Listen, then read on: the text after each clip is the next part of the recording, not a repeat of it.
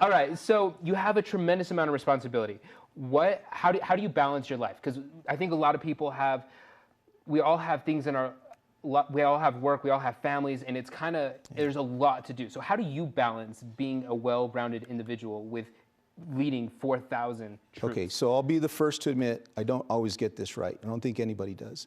But when I came into this job, I publicly told everybody in my first speech that I would prioritize myself, God, family, and then the National Guard.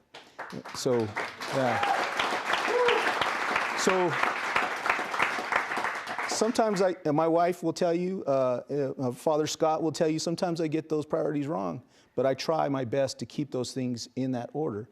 And that helps me prioritize my work. So when I'm looking at the things that I'm doing at work, helps me with that.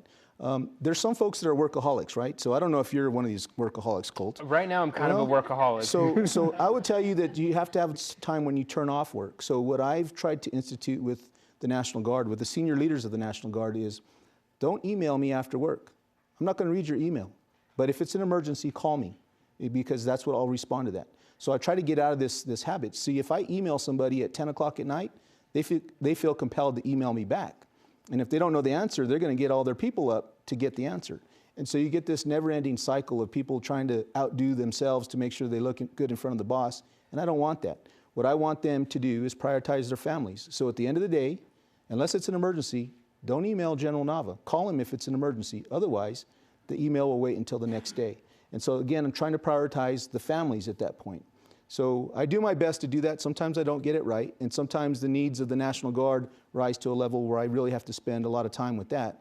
Yeah. And having a wonderful family, a wonderful wife and family that support me in what I do is very important to do that.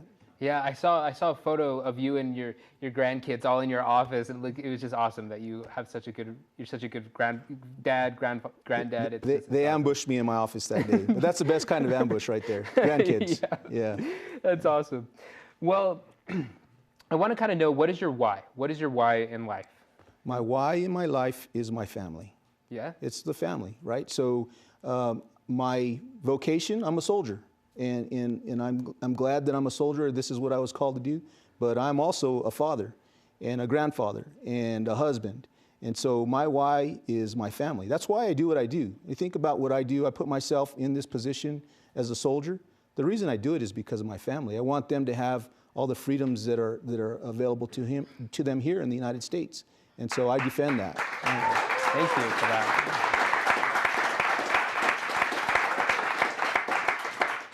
So how do you help other soldiers?